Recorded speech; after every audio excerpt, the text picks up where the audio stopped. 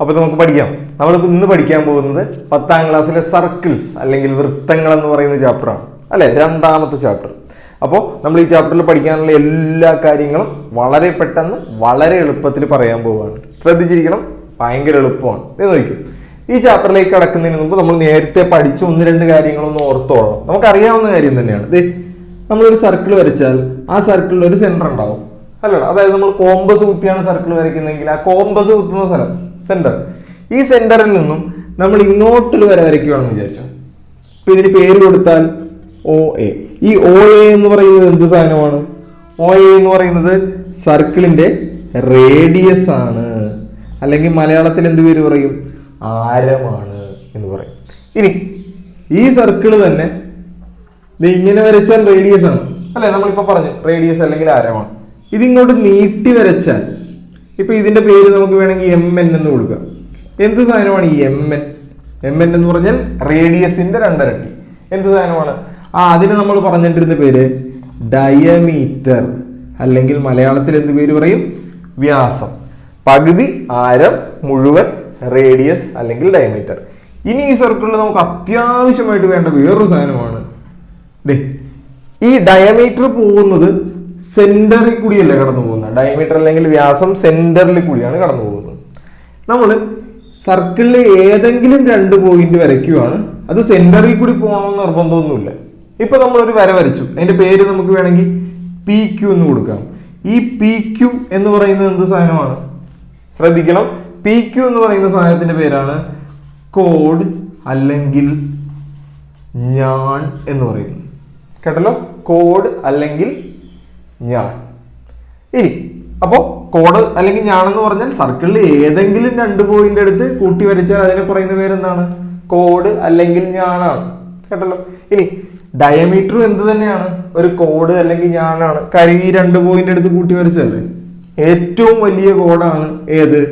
ഈ ഡയമീറ്റർ അല്ലെങ്കിൽ വ്യാസം എന്ന് പറയുന്നത്. എന്തെങ്കിലും ആട്ടെ, ഇത് റേഡിയസ്, ഇത് ഡയമീറ്റർ, ഇത് കോഡ് അല്ലെങ്കിൽ ഞാൻ. മനസ്സിലായല്ലോ. ഇനി നമുക്ക് അത്യാവശ്യമായിട്ട് വേണ്ട വേറൊരു സാധനമാണ് ഒരു സർക്കിൾ.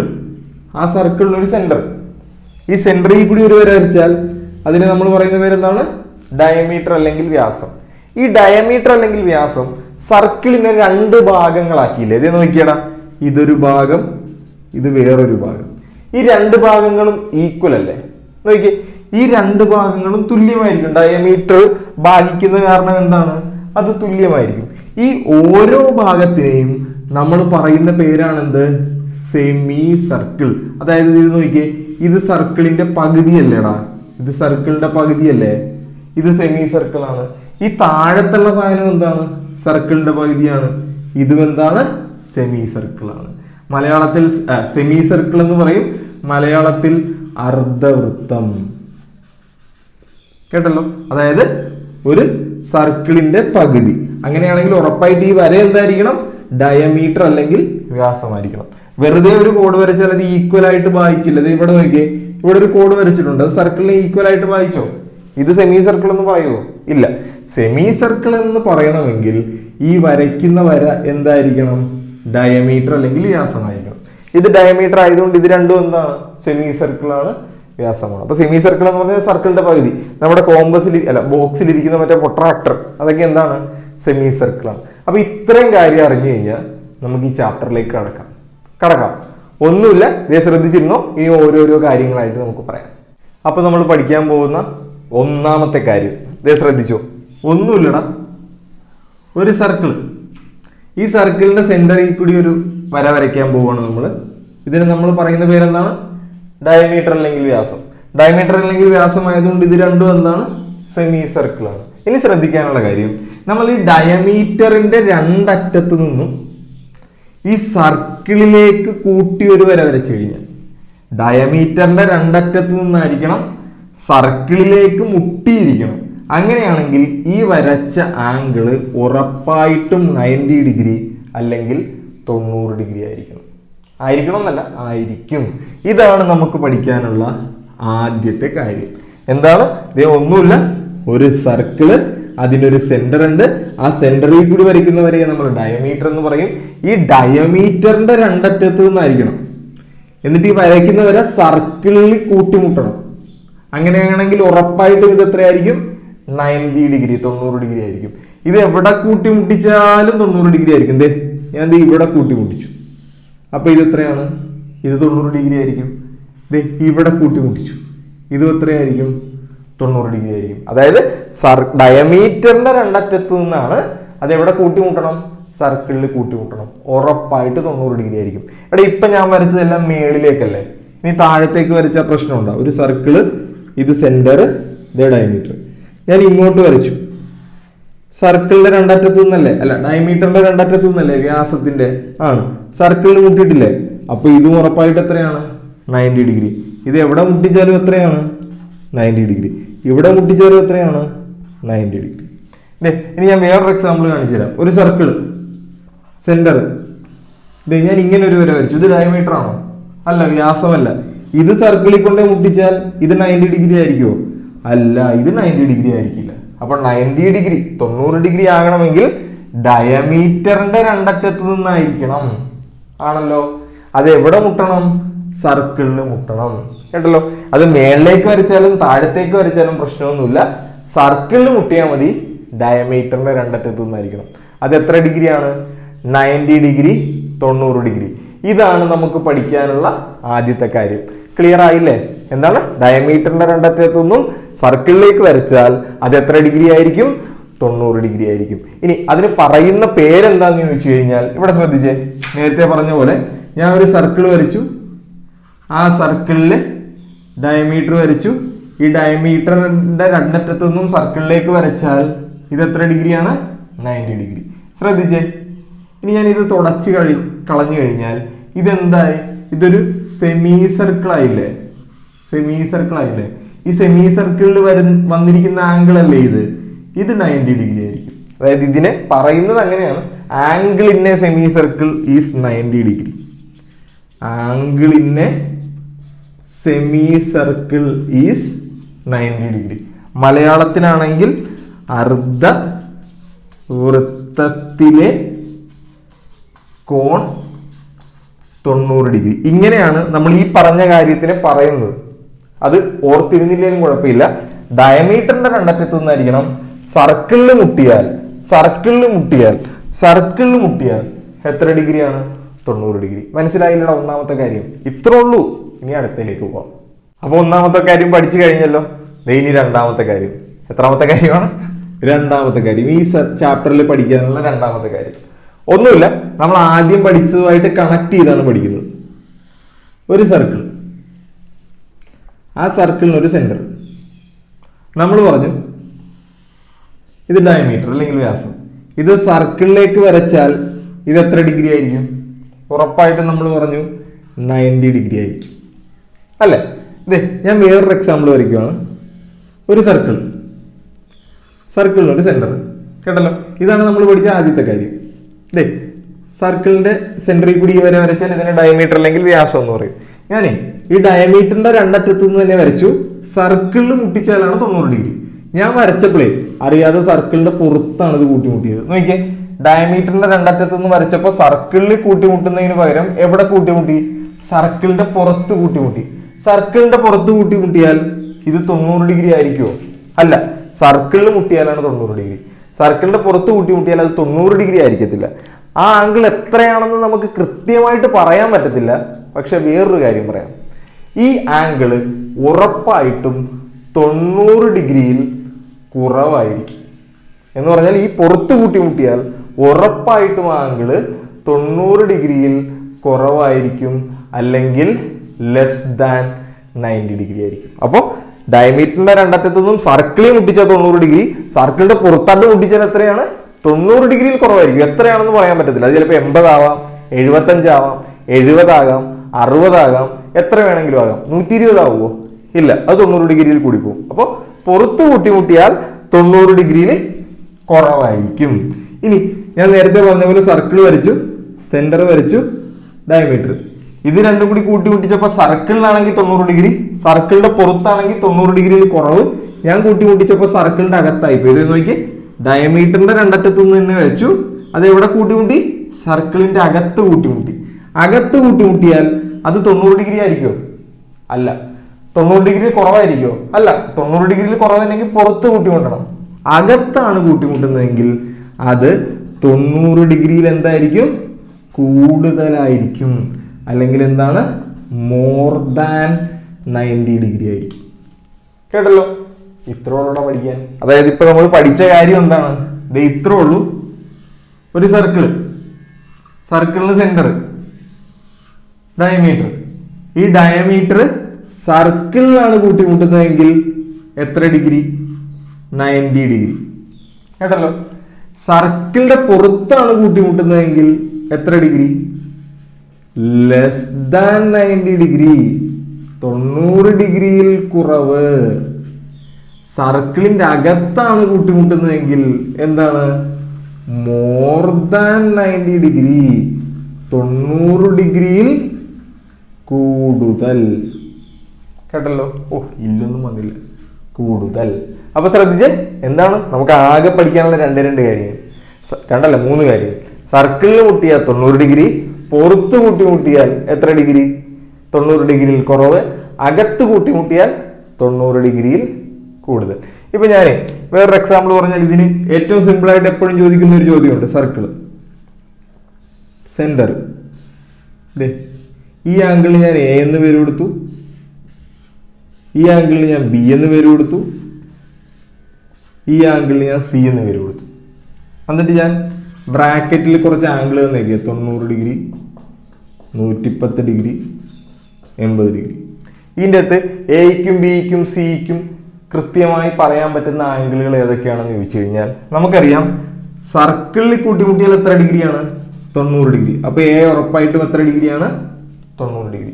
ഇനി ഇവിടെ നോക്കി, സർക്കിളിന്റെ പുറത്താണ് കൂട്ടിമുട്ടുന്നെങ്കിൽ, പുറത്ത് കൂട്ടിമുട്ടിയിരിക്കുന്ന സി അല്ലേ? പുറത്ത് കൂട്ടിമുട്ടിയാൽ നമ്മൾ പറഞ്ഞു 90 ഡിഗ്രി കുറവാണ്. ഇവിടെ 90 ഡിഗ്രിയിൽ കുറവ് ഏതാണ്? ഇതല്ലേടാ. അപ്പൊ ഉറപ്പായിട്ടും എത്ര ഡിഗ്രി വരും? 80 ഡിഗ്രി. ഇനി ബി എന്ന് പറഞ്ഞാൽ സർക്കിളിന്റെ അകത്തല്ലേ കൂട്ടിമുട്ടിയേക്കുന്ന? അകത്ത് കൂട്ടിമുട്ടിയാൽ എന്താണ് നമ്മൾ പറഞ്ഞത്? 90 ഡിഗ്രിയിൽ കൂടുതൽ, മോർ ദാൻ 90 ഡിഗ്രി. അതിവിടെ എത്രയാണ്? 110 ഡിഗ്രി. അപ്പൊ നമുക്ക് 3 കാര്യങ്ങളെ പഠിക്കാനുള്ളൂ. രണ്ടാമത്തതിൽ എന്തൊക്കെയാണ്? സർക്കിളിൽ കൂട്ടിമുട്ടിയാൽ 90 ഡിഗ്രി, പുറത്ത് കൂട്ടിമുട്ടിയാൽ 90 ഡിഗ്രിയിൽ കുറവ്, അകത്ത് കൂട്ടിമുട്ടിയാൽ 90 ഡിഗ്രിയിൽ കൂടുതൽ. എളുപ്പമല്ലേടാ? ഇത് വെച്ച് ഒരു മാർക്കിനും 2 മാർക്കിനൊക്കെ എപ്പോഴും ചോദ്യം ഉണ്ടാവും. ഇതുപോലത്തെ മോഡലാണ് എപ്പോഴും ചോദിക്കുന്നത്. ഒന്നുമില്ല, വെറുതെ നോക്കുക, ഉത്തരവ് എഴുതുക. എളുപ്പമല്ലേ? അപ്പൊ രണ്ടാമത്തെ ഓക്കെ അല്ലേ? അപ്പൊ ഇനി അടുത്ത കാര്യത്തിലേക്ക് പോവാം. മൂന്നാമത്തെ കാര്യം, ഈ ചാപ്റ്ററിൽ പഠിക്കാനുള്ള 3ാമത്തെ കാര്യം ഒന്നുമില്ലടാ. നമ്മൾ ഇത്രയും നേരം പറഞ്ഞത് ഡയമീറ്ററിനെ ബേസ് ചെയ്തിട്ടാണ്. ഇനി ഡയമീറ്റർ അല്ലാത്തൊരു സാധനം നമ്മൾ പഠിച്ചു. ഒരു സർക്കിള് സെന്ററിൽ കൂടി വരച്ചാണ് ഡയമീറ്റർ. നമ്മളത് ഇവിടെ കൂടി വരച്ചു. ഇതിനെ പറയുന്ന പേരെന്താണ്? കോഡ് അല്ലെങ്കിൽ ഞാൻ. ഈ പി ക്യു എന്ന് പറയുന്നത് എന്താണ്? കോഡ് അല്ലെങ്കിൽ ഞാൻ. ഈ കോഡ് സർക്കിളിനെ 2 ഭാഗങ്ങളാക്കും. കേട്ടല്ലോ?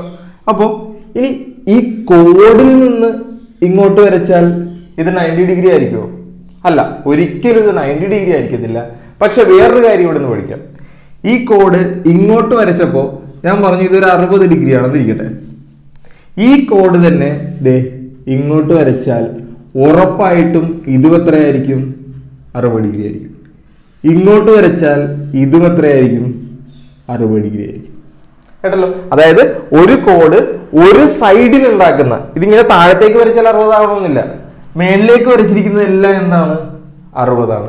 ഇനി രണ്ടാമത്തെ റീസൺ പറഞ്ഞത് ഇത്രേ ഉള്ളൂ. ഒരു കോഡ് സെന്റർ ഇവിടെ, ഇത് കോഡ് നേരത്തെ പറഞ്ഞ പോലെ ഇപ്പൊ നമ്മൾ നേരത്തെ മേളിലേക്കല്ലേ വരച്ച, ഈ കോഡ് താഴത്തേക്ക് വരച്ചാൽ ഇത് 90 ഡിഗ്രി ആയിരിക്കുമോ? ഇല്ല. 90 ഡിഗ്രി ആയിരിക്കണമെങ്കിൽ സെന്ററിൽ കൂടി വരയ്ക്കണം. ഇത് ഞാൻ പറയുവാണ് ഒരു 120 ഡിഗ്രിയാണ്. അങ്ങനെയാണെങ്കിൽ ഈ കോഡ് ഈ താഴത്തുണ്ടാക്കുന്നത് എല്ലാം എത്രയായിരിക്കും? 120 ഡിഗ്രി. ഇത് എത്രയായിരിക്കും? 120 ഡിഗ്രി. അതായത് നമ്മൾ പറഞ്ഞ കാര്യം ഇത്രേ ഉള്ളൂ. ഇതേന്ന് നോക്കിയേ, ഒരു കോഡ് അല്ല, ഒരു സെന്ററിൽ കൂടി വരച്ചാലാണ് ഡയമീറ്റർ. ഇവിടെ കൂടി വരച്ചു. ഈ കോഡ് ഈ മേളിലുണ്ടാക്കുന്ന ആംഗിള് എക്സ് ആണെങ്കിൽ ഇത് എത്രയായിരിക്കും? എക്സ് ആയിരിക്കും. ഈ കോഡ് താഴെ ഉണ്ടാക്കുന്ന ആംഗിള് എക്സ് ആയിരിക്കുമോ? അല്ല, അത് വേറെ ഏതെങ്കിലുമൊക്കെ ആയിരിക്കും, വൈ. അങ്ങനെയാണെങ്കിൽ ഈ കോഡ് താഴെ ഉണ്ടാക്കുന്നത് എല്ലാം എന്തായിരിക്കും? വൈ ആയിരിക്കും. നമ്മൾ പഠിക്കാനുള്ള ഇത്രേ ഉള്ളൂ. ഒരു കോഡ് ഒരു സൈഡിൽ ഉണ്ടാക്കുന്ന ആംഗിളുകളെല്ലാം എന്തായിരിക്കും? സെയിം ആയിരിക്കും. താഴത്തെ ഉണ്ടാക്കുന്ന ആംഗിളുകളെല്ലാം എന്തായിരിക്കും? സെയിം ആയിരിക്കും. ഇതിന്റെ ചോദ്യം വരുന്നത് എങ്ങനെയാന്ന് വെച്ച് കഴിഞ്ഞാൽ ഇത് ഇങ്ങനെയൊക്കെ വരും ചോദ്യം. ശ്രദ്ധിച്ചേ, ഇതൊരു കോഡല്ലേ,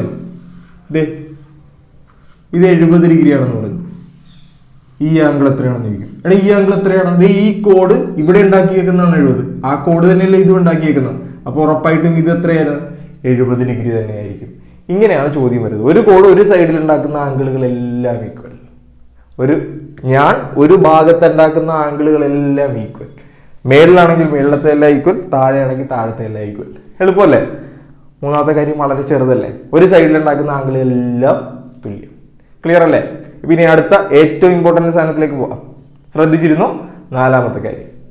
അപ്പൊ കോഡുമായി ബന്ധപ്പെട്ട ഏറ്റവും ഇമ്പോർട്ടന്റ് ആയിട്ടുള്ള കാര്യം ശ്രദ്ധിച്ചിരിക്കണം. ഇത് ഉറപ്പായിട്ട് എക്സാമിന് വരുന്ന ഒരു സാധനമാണ്.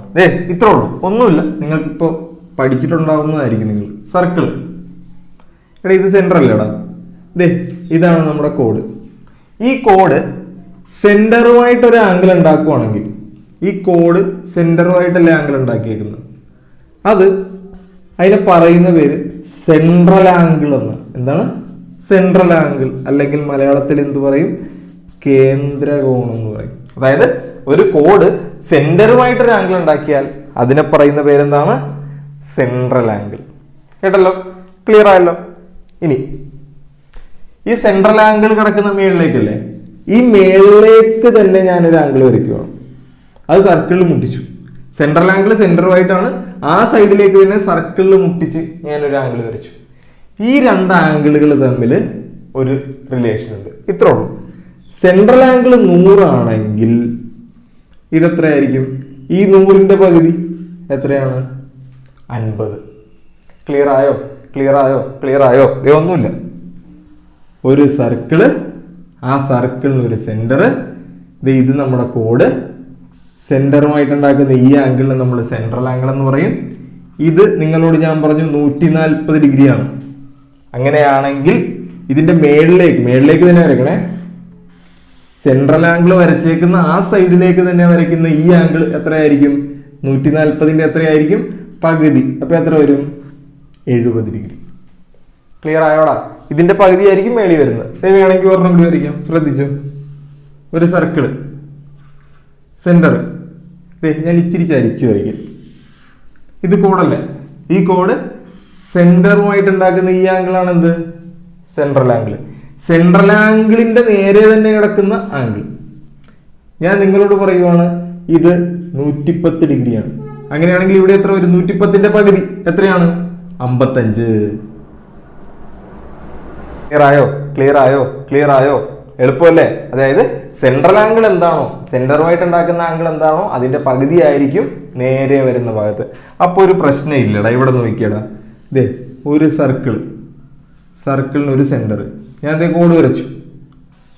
ഈ സെന്ററുമായിട്ട് ഉണ്ടാക്കുന്ന ഈ ആംഗിള് ഞാൻ നിങ്ങളോട് പറയുവാണ് ഇതൊരു 130 ഡിഗ്രി എന്ന് പറയുവാണ്. അപ്പൊ ഇവിടെ എത്രയായിരിക്കും? ശ്രദ്ധിച്ചേ, 130ന്റെ എത്ര വരണം? പകുതി വരണം. 130ന്റെ പകുതി എത്രയാണ്? 130ന്റെ പകുതി 65 വരും. ഇത്രയും നിങ്ങൾക്ക് ക്ലിയർ ആയല്ലോ. പക്ഷെ ഒരു പ്രശ്നമുണ്ട്. ഇതിന്റെ താഴത്തേക്ക് നമുക്കൊരു ആംഗിൾ വരയ്ക്കാമല്ലോ. ഇത് എത്രയായിരിക്കും? ഇത് 130ന്റെ പകുതി ആയിരിക്കുമോ? അല്ല, 130ന്റെ പകുതി വരണമെങ്കിൽ ആ സൈഡിൽ തന്നെ ആയിരിക്കണം. ഇതിന്റെ താഴത്തേക്ക് വരയ്ക്കുന്ന ആംഗിൾ കണ്ടുപിടിക്കാൻ ഒന്നുമില്ലടാ. ഇത് കണ്ടുപിടിക്കണം നമുക്ക്. അപ്പൊ നിങ്ങൾ നോക്കേണ്ടത് ഈ ഓപ്പോസിറ്റിൽ ഈ ഭാഗത്ത് കിടക്കുന്നത്, ഈ സർക്കിളിൽ മുട്ടിയിരിക്കുന്നത് കണ്ടുപിടിക്കാൻ വേണ്ടി ഓപ്പോസിറ്റ് സർക്കിളിൽ മുട്ടിയിരിക്കുന്നത് നോക്കുക. എന്നിട്ട് അവിടെ കാണുന്ന ആംഗിള് 180 അങ്ങോട്ട് കുറച്ച് പറഞ്ഞാൽ മതി. ഇവിടെ 65 അല്ലേ? 65 180 കുറച്ചാൽ ഇവിടുത്തെ കിട്ടും. എത്ര കിട്ടും? 10 10 5 പോയാൽ 5. ഇവിടെ ബാക്കി 7 ഉണ്ട്. 7 6 പോയാൽ 1. അപ്പൊ ആൻസർ എത്ര വന്നു? 115 ഡിഗ്രി. ക്ലിയർ ആയോ? അത് ക്ലിയർ ആയെന്ന് പറഞ്ഞാൽ ഇത്ര ഉള്ളു. ഇവിടെ നോക്കി നമുക്ക് ഇത് കണ്ടുപിടിക്കണം. ഇത് കണ്ടുപിടിക്കാൻ എന്ത് ചെയ്യണമെന്നാ പറഞ്ഞത്? പകുതി എടുത്ത് വെച്ചേക്കുന്നില്ലേ, അത് 180 കുറച്ച് പറയണം. അപ്പൊ 180 നിന്നും എത്ര കുറയ്ക്കണം? ഈ 50 കുറച്ചാൽ നമുക്ക് എത്ര കിട്ടൂടാ? 130 എന്ന് പറഞ്ഞാൽ എന്താണ്? ഇത് രണ്ടും കൂടി കൂട്ടിയാൽ നമുക്ക് എത്ര വരണം? 180 വരണം. അത്രേ ഉള്ളൂ. എനിക്ക് ഇവിടുത്തെ കണ്ടുപിടിക്കണം. ഇത് രണ്ടും കൂടി കൂട്ടി എത്ര വരണം എന്നാ പറഞ്ഞത്? 180. അപ്പൊ ബാക്കി എത്ര കൂടി വന്നാൽ മതി? 110 കൂടി വന്നാൽ മതി. അത് കണ്ടുപിടിക്കാനാണ് ഞാൻ നിങ്ങളോട് പറഞ്ഞത് 180 എത്ര കുറയ്ക്കണം? 70 കുറയ്ക്കണം. അപ്പൊ 110 കിട്ടും. ശ്രദ്ധിച്ചോ? അടുത്തത് നമുക്ക് ഇവിടുത്തെ കണ്ടുപിടിക്കണ്ടേ? ഇവിടുത്തെ കണ്ടുപിടിക്കാൻ ഏതാ നോക്കേണ്ടത്? ഓപ്പോസിറ്റ് കിടക്കുന്ന ഇത് എത്രയെന്ന് കുറയ്ക്കണം?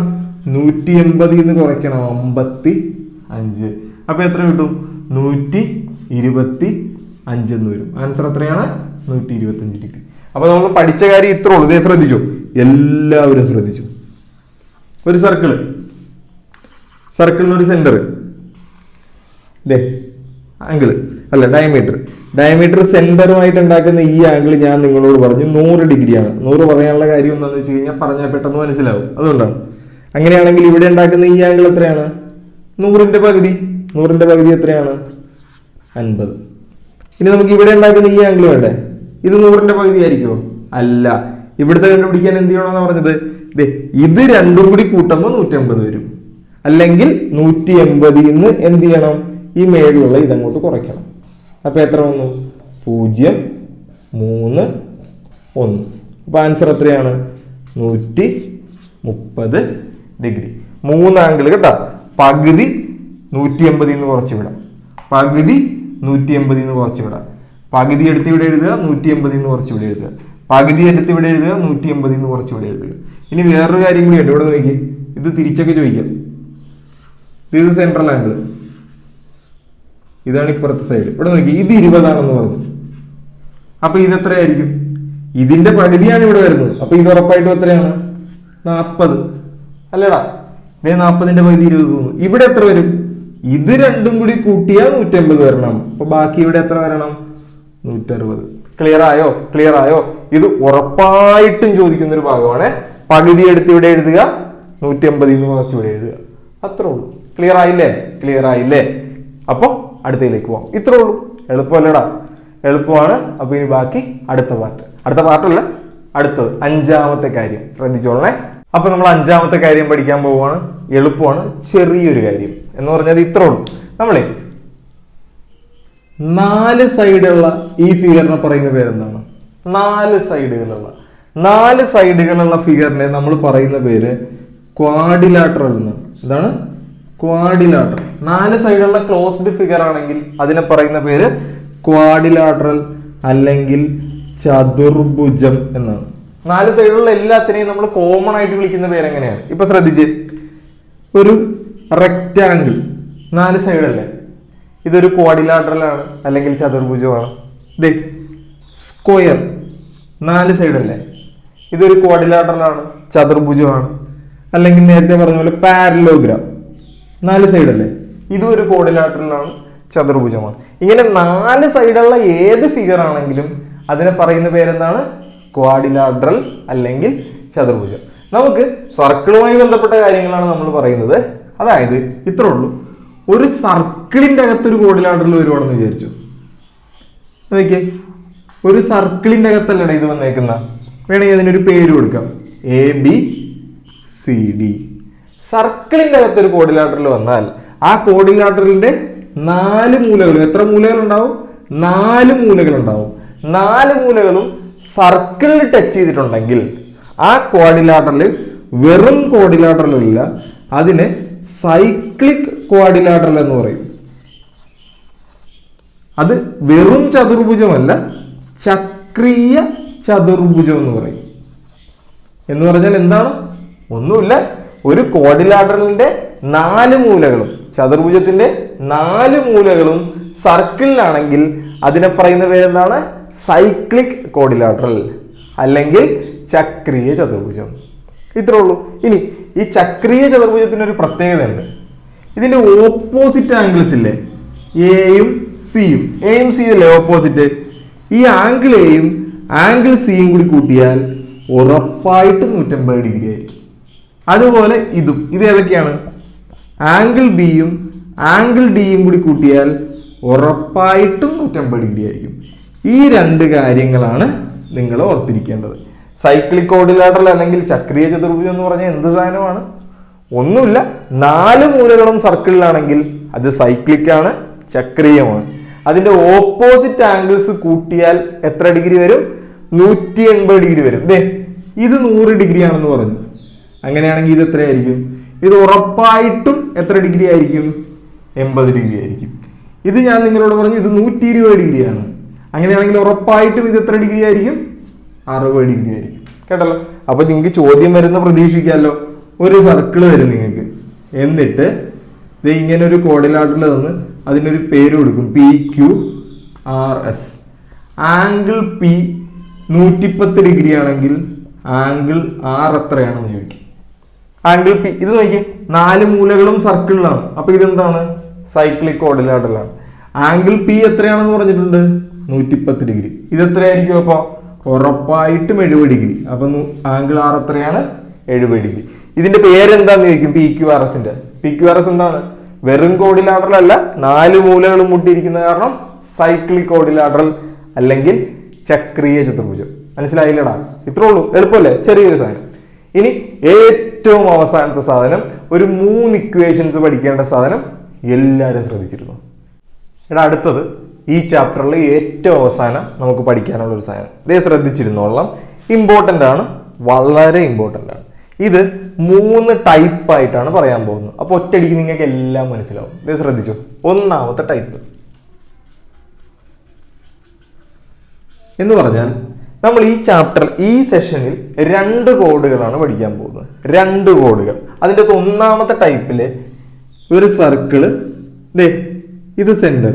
ഞാൻ ആദ്യം ഒരു കോഡ് വരച്ചു, ഇതിന് ഞാൻ AB എന്ന് പേര് കൊടുത്തു. രണ്ടാമതൊരു കോഡ് വരച്ചു, അതിന് ഞാൻ CD എന്ന് പേര് കൊടുത്തു. കേട്ടല്ലോ.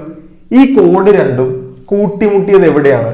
സർക്കിളിന്റെ അകത്തല്ലേ? അതേ ശ്രദ്ധിച്ച്, സർക്കിളിന്റെ അകത്താണ് കൂട്ടിമുട്ടിയത്. ആ കൂട്ടിമുട്ടിയ പോയിന്റിന് ഞാനൊരു പേര് കൊടുത്തു, P. കേട്ടല്ലോ. ആ കൂട്ടിമുട്ടിയ പോയിന്റിന് ഞാൻ P എന്ന് പേര് കൊടുത്തു. ഇനി ശ്രദ്ധിച്ചേ, ഇവിടെ എത്ര ഭാഗങ്ങളുണ്ട്? ഈ സർക്കിൾ രണ്ടും കൂട്ടിമുട്ടിയപ്പോ 1, 2, 3, 4 ഭാഗങ്ങളായി ആ കോഡ് കട്ടായി. ഏതൊക്കെയാണ്? PA ഉണ്ട്, PB ഉണ്ട്, PC ഉണ്ട്, PD ഉണ്ട്. PA, PB, PC, PD. ഇത് 4ഉം തമ്മിൽ ഒരു റിലേഷൻ ഉണ്ട്. അതാണ് നമുക്ക് പഠിക്കാനുള്ളത്. ഒന്നുമില്ല, നിങ്ങളിത് ഫസ്റ്റ് കോഡ് എടുക്കുക. ഫസ്റ്റ് കോഡിന്റെ 2 പാർട്ട്. അത് ഞാൻ പറയാനുള്ള എളുപ്പത്തിൽ ഈ P മുതൽ, അതായത് കൂട്ടിമുട്ടിയ പോയിന്റ് മുതലാണ് കേട്ടോ പറയുന്നത്. ആദ്യത്തെ പാർട്ടിന്റെ പേരെന്താണ്? PA. രണ്ടാമത്തെ ആ കോഡിന്റെ തന്നെ രണ്ടാമത്തെ പാർട്ട് ഏതാണ്? PB. ഇത് തമ്മിൽ ഗുണിക്കണതും. രണ്ടാമത്തെ കോഡിന്റെ ആദ്യത്തെ പാർട്ട് ഏതാണ്? PC. രണ്ടാമത്തെ പാർട്ട് ഏതാണ്? PD. ഇത് തമ്മിൽ ഗുണിക്കണതും എന്തായിരിക്കും? ഈക്വൽ ആയിരിക്കും. അതായത് PA into PB equal to PC into PD. ഒറ്റ കാര്യം ഓർത്തിരിക്കാനുള്ളൂ. എന്താണ്? അത് രണ്ടും കൂട്ടിമുട്ടിയത് എവിടെയാണ്? സർക്കിളിന്റെ അകത്താണ്. ഇതാണ് സെന്റർ. നമുക്കൊരു പേര് കൊടുക്കാം, ABCDE. അപ്പൊ നിങ്ങൾക്കൊരു ചോദ്യം കിട്ടിക്കഴിഞ്ഞാൽ നിങ്ങൾ ആദ്യം നോക്കേണ്ടത് അത് സർക്കിളിന്റെ അകത്താണോ കൂട്ടിമുട്ടിയേക്കുന്നതാണ്. സർക്കിളിന്റെ അകത്താണ് ഇത് കൂട്ടിമുട്ടിയേക്കുന്നത്. സർക്കിളിന്റെ അകത്താണ് ഇത് കൂട്ടിമുട്ടിയെങ്കിൽ ഇതിന്റെ ഇക്വേഷൻ എങ്ങനെ എഴുതും? ഒന്ന് പറഞ്ഞതേ. ആദ്യത്തെ കോഡ് എടുക്കുക, എന്നിട്ട് അതിന്റെ 2 പാർട്ടുകൾ പറയുക. ഒന്ന് പറഞ്ഞാടേ. BABC, BA into BC equal to, ഇതിന്റെ ഇക്വേഷൻ എങ്ങനെ വരും? പറ. BE into BD, BE into BD. ഇത് ആദ്യം പറഞ്ഞ പ്രശ്നമൊന്നുമില്ല കേട്ടോ. BE into BD. ഇങ്ങനെയാണ് ടൈപ്പ് 1ന്റെ ഇക്വേഷൻ എഴുതുന്നത്. എങ്ങനെയാണ്? PA into PB equal to PC into PD, BA into BC equal to BD into BE. കേട്ടല്ലോ. ഇതാണ് ഒന്നാമത്തെ ടൈപ്പ്. എവിടെ കൂട്ടിമുട്ടും? സർക്കിളിന്റെ അകത്ത് കൂട്ടിമുട്ടും. രണ്ടാമത്തെ ടൈപ്പ് പറയാം, ശ്രദ്ധിച്ചോളണം. ഒന്നുമില്ല, വളരെ എളുപ്പമാണ്. രണ്ടാമത്തെ ടൈപ്പ് സർക്കിൾ സെന്റർ. ഒരു കോഡ് പറഞ്ഞു AB. രണ്ടാമത്തെ കോഡ് പറഞ്ഞു CD. ഇത് കൂട്ടിമുട്ടിയോ സർക്കിളിന്റെ അകത്ത്? ഇല്ല. പക്ഷെ ഇതിങ്ങോട്ട് നീട്ടി വരച്ചാൽ ഇതിങ്ങനെ പുറത്ത് കൂട്ടിമുട്ടൂലടാ. ആ പുറത്ത് കൂട്ടിമുട്ടിയ പോയിന്റിന് P എന്ന് പേര് കൊടുത്തു. അപ്പൊ ശ്രദ്ധിച്ചേ, ഇത് അകത്ത് കൂട്ടിമുട്ടി. രണ്ടാമത്തെ മോഡൽ എവിടെ കൂട്ടിമുട്ടി? പുറത്ത് കൂട്ടിമുട്ടി. ഇതിനും ഒരു ഇക്വേഷൻ ഉണ്ട്. ആ ഇക്വേഷൻ എങ്ങനെ എടുക്കും എന്ന് പറഞ്ഞാൽ, നോക്കി, നേരത്തെ നമ്മൾ 4 പാർട്ടുകളല്ലേ എടുത്തത്. ഇവിടെയും 4 പാർട്ടുകളുണ്ട്, P A, A B, P C, C D. പക്ഷെ ഇവിടെ എടുക്കുമ്പോൾ ഒരു പ്രശ്നമുണ്ട്. നമ്മൾ എല്ലാ പോയിന്റുകളും പിയിൽ നിന്ന്, അതായത് പുറത്ത് കൂട്ടിമുട്ടിയ പോയിന്റിൽ നിന്ന് എടുക്കണം. ഇവിടെയും ആ കൂട്ടിമുട്ടിയ പോയിന്റിൽ നിന്ന് നമ്മളെല്ലാം എടുത്തേക്കുന്നത്. അതുപോലെ ഇവിടെയും എടുക്കണം. എങ്ങനെ പറഞ്ഞേ? ഞാൻ ഈ ആദ്യത്തെ ലൈൻ കൺസിഡർ ചെയ്യുവാണ്. ആദ്യം ഈ ചെറിയ അകലം പി എ, എന്നിട്ട് ഇതിന്റെ തന്നെ വലിയ അകലം എ ബി അല്ല, പിയും തന്നെ തുടങ്ങണം, P B into equal to, അടുത്തത് ഇതുപോലെ തന്നെ പറഞ്ഞേ, P C into P D അല്ലെ, P C into P D. എളുപ്പമല്ലേടാ? ഇവിടെ നോക്കിയേ, P A into P B equal to P C into P D. ഇതാണ് രണ്ടാമത്തെ ടൈപ്പിന്റെ ഇക്വേഷൻ. വേണമെങ്കിൽ നമുക്ക് വേറൊരെണ്ണം എഴുതി നോക്കാം. എന്തേ നോക്കിയേ, A B C D E. ഇതിന്റെ ഇക്വേഷൻ ഒന്ന് പറഞ്ഞേടാ. ആദ്യത്തെ ലൈൻ എടുക്കുക, A B into A C equal to A D into A അല്ലേ,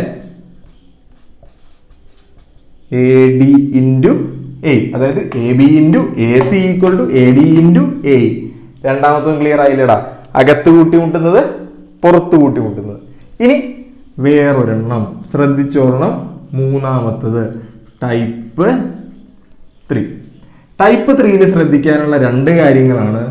ഒന്ന്, ആദ്യം വരയ്ക്കുന്ന ഒരു വര അത് ഡയമീറ്റർ ആയിരിക്കണം. എന്താണ്? ആദ്യം വരയ്ക്കുന്ന ഒരു വര അതെന്തായിരിക്കും? ഡയമീറ്റർ ആയിരിക്കും.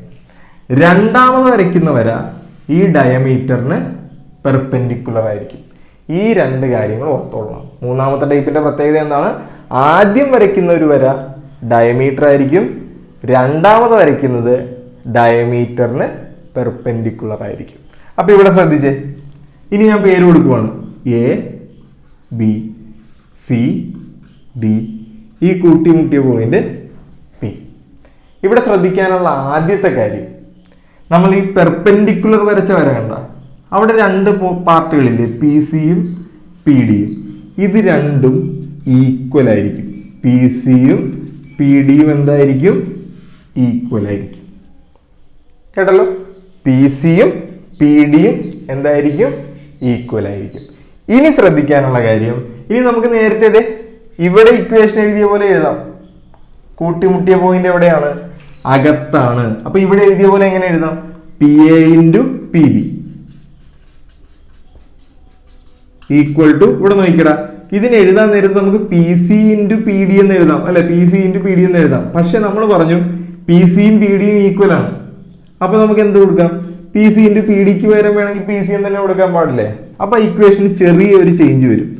P A into P B equal to P സിയും പി സിയും കൂടി ഗുണിച്ചാൽ എന്താണ്? P C square. ഇത് പഠിച്ചാൽ മതി. അതായത് P A into P B equal to ഇതിൽ ഏതെങ്കിലും ഒരെണ്ണത്തിന്റെ സ്ക്വയർ. ഇനി മറ്റേ ഇക്വേഷൻ എഴുതാം, P A into P B equal to P D square എന്ന് എഴുതിയാലും കുഴപ്പമില്ല. മറന്നു പോകരുത്. ആ ഇക്വേഷൻ ഒന്നുകൂടി പറയണം. അതായത് ശ്രദ്ധിച്ച്, ഒരു സർക്കിൾ സെന്റർ ഡയമീറ്റർ ആയിരിക്കണം ഒരെണ്ണം എന്തായിരിക്കണം? പെർപെൻഡിക്കുലർ ആയിരിക്കണം. ഞാൻ പേര് കൊടുക്കുവാണ്, A B C D E. ഇവിടെ ഏതൊക്കെയായിരിക്കും ഈക്വല്? അതൊന്ന് പറഞ്ഞേ, ഏതൊക്കെ സാധനങ്ങളായിരിക്കും ഈക്വല്? സി ഡിയും സിഇയും ഈക്വൽ ആണ്. ഞാൻ ഇവിടെ എഴുതുവാണേ, സി ഡിയും സിഇയും എന്താണ്? ഈക്വൽ ആണ്. ഇനി അതിന്റെ ഇക്വേഷൻ എന്ന് പറഞ്ഞാൽ ഒന്നുമില്ല, എ സി ഇൻറ്റു അല്ലെങ്കിൽ C A into C B, C A into C B equal to ഇത് രണ്ടിലെ ഏതെങ്കിലും ഒരെണ്ണത്തിന്റെ സ്ക്വയർ, അതായത് ഈക്വൽ എടുത്ത് ഏതെങ്കിലും ഒരെണ്ണത്തിന്റെ സ്ക്വയർ, ഒന്നെങ്കിൽ സി ഡി സ്ക്വയർ അല്ലെങ്കിൽ സിഇ സ്ക്വയർ. ഇതാണ് ഇക്വേഷൻ. കേട്ടല്ലോ? ഏറ്റവും അവസാനം പറഞ്ഞൊന്ന് ശ്രദ്ധിച്ചോളണം, P A into P B ഒന്നെങ്കിൽ equal to P D square കൊടുക്കാം അല്ലെങ്കിൽ പി സി സ്ക്വയർ കൊടുക്കാം. ഒരെണ്ണത്തിന് മാത്രം 2 ഇക്വേഷൻസ്. നോക്കിയേ, P A into P B equal to ഒന്നെങ്കിൽ പി സി സ്ക്വയർ അല്ലെങ്കിൽ പി ഡി സ്ക്വയർ. ഇത്രേ ഉള്ളൂ. ഈ 3 ടൈപ്പിന്റെയും ഇക്വേഷൻ ആദ്യം മനസ്സിലാക്കിയാലേ നമുക്ക് ക്വസ്റ്റ്യൻ ചെയ്യാൻ പറ്റുള്ളൂ. കേട്ടല്ലോ? അപ്പോൾ ഇത്രയുമാണ് നമുക്ക് ആ ചാപ്റ്ററിൽ പഠിക്കാനുള്ളത്. നമ്മളെല്ലാം പറഞ്ഞിട്ടുണ്ട്. ഇനി ഈ ചാപ്റ്ററുമായി ബന്ധപ്പെട്ട് കുറേ ക്വസ്റ്റ്യൻസ് ഉണ്ട്, അതെല്ലാം നമ്മൾ ചാനലിൽ ചെയ്തിട്ടുണ്ട്. അപ്പോൾ നമ്മളെല്ലാം ഓടിച്ചു പറഞ്ഞിട്ടുണ്ട്. നിങ്ങൾ ബാക്കിയെല്ലാം കൃത്യമായിട്ടിരുന്ന് പഠിക്കുക. കേട്ടല്ലോ? ക്വസ്റ്റ്യൻ ചെയ്ത് പഠിച്ചിട്ടേ കാര്യമുള്ളൂ, അതല്ലാതെ ഇത് വെറുതെ കണ്ടിട്ട് ഒരു കാര്യമില്ല. ക്വസ്റ്റ്യൻ ചെയ്യണം ഇത് കഴിഞ്ഞിട്ട്. Okay, thank you.